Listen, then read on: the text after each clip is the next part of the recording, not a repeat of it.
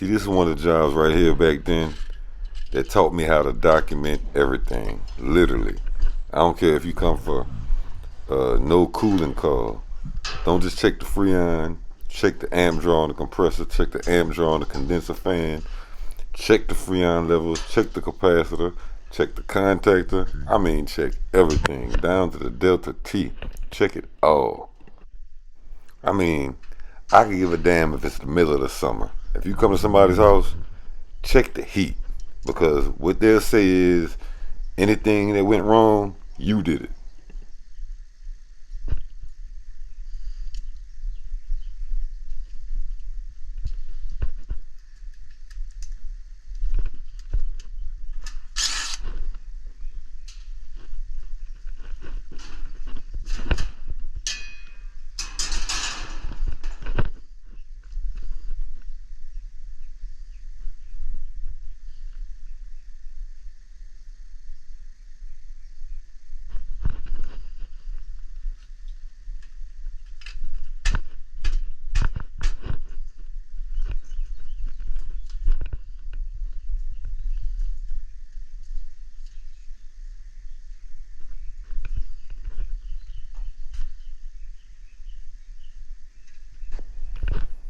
I was like the third, fourth take to come work on this, and obviously you can see this before I went digital with the paperwork, not the gauges, but with the paperwork. So I was writing it down by hand.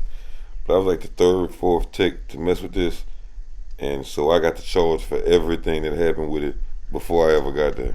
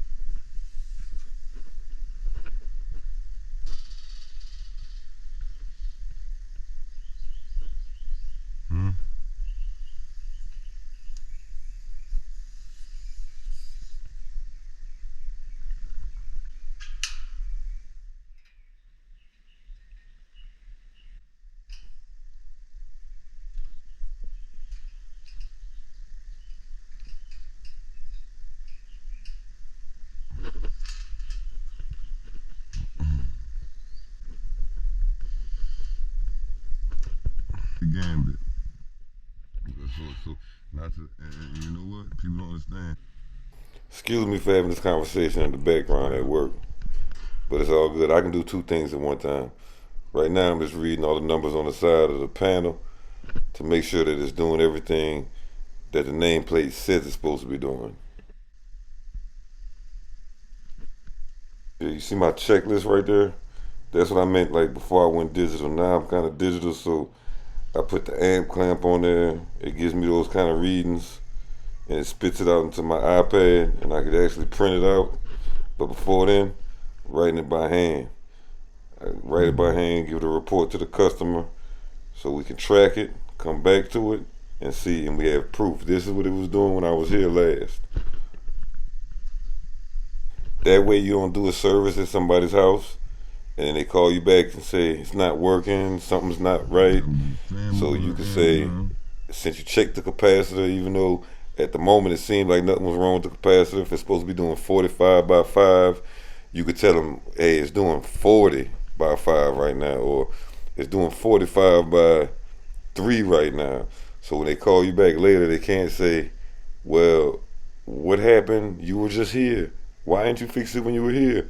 So you tell them and you give them that option and let them know it's not broken now, but in the near future it might be, and it has nothing to do with what I'm doing now.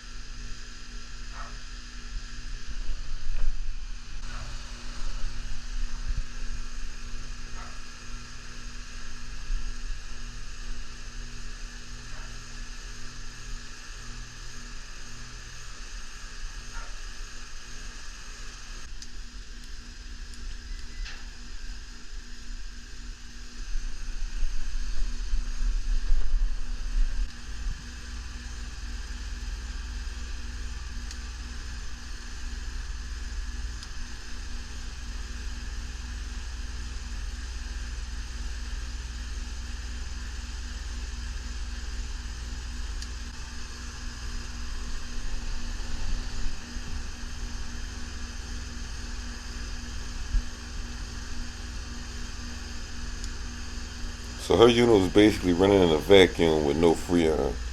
So what happened was I pulled the disconnect because I let her know that she had a leak in her system. And if she was going to keep running the compressor, she was going to cause further damage than what had already occurred. She got upset and said that I stole a part from off her unit or something like that. So she wanted me to leave the disconnect in and just let it run like that. Just let it run like that. So this time I came back, plugged the unit back up, put the disconnect back in. She wanted to run. Hey, let it run.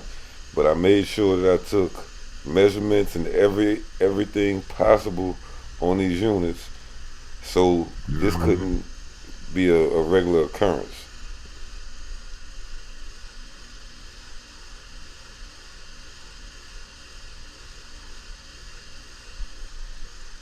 And if you've been doing this long enough, you can actually hear how the compressor's running. You can kind of hear it running empty. You can hear it.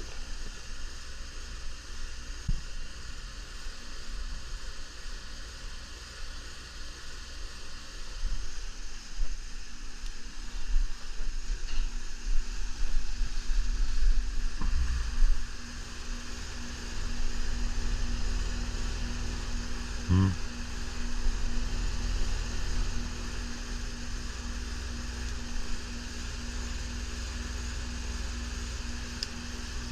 0.58.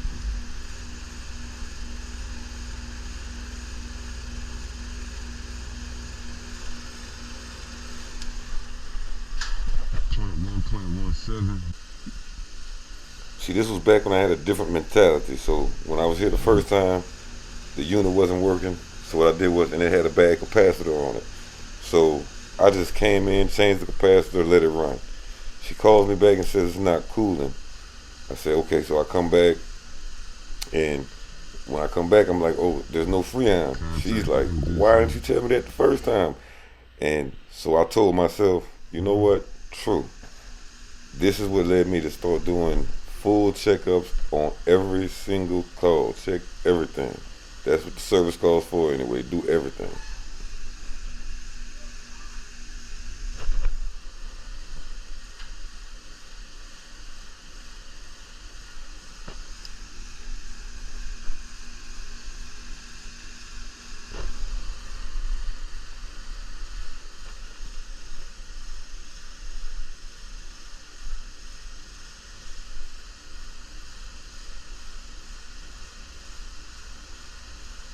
You said leak testing.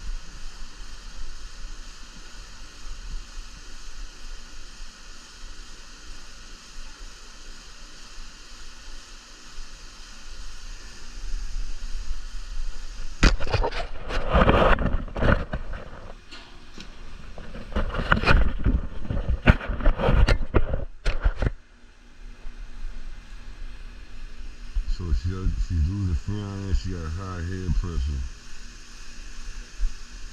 She's losing freon and she got high head pressure.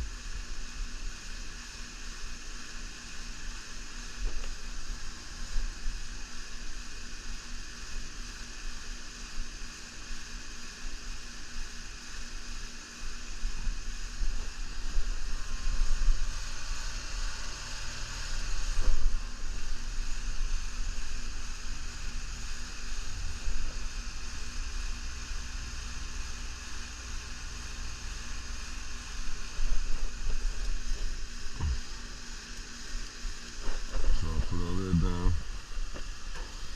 So I'm gonna give it a sign this.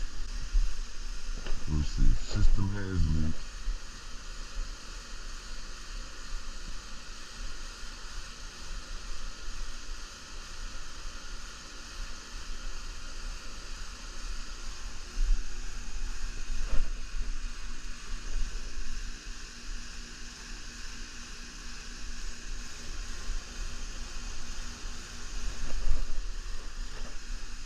Whatever. Hmm?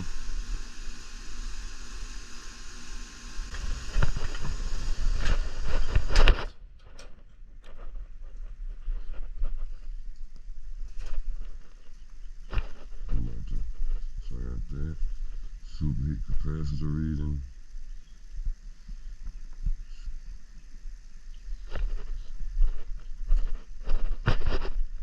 Ain't no problem. Look, I'm plugging up. I'm gonna get this capacitor read too. I'm writing everything down so we could That's the old contactor. That's somebody else left that. That ain't mine. So look, so you're still leaking Freon. It's still the same thing. See, that's why the part I put on there was to start it on. So that the reason why the compressor's doing that is because Freon is leaking out of it. That's what I was trying to explain to you. So if you run it like that, I was telling you that this is what I'm telling you.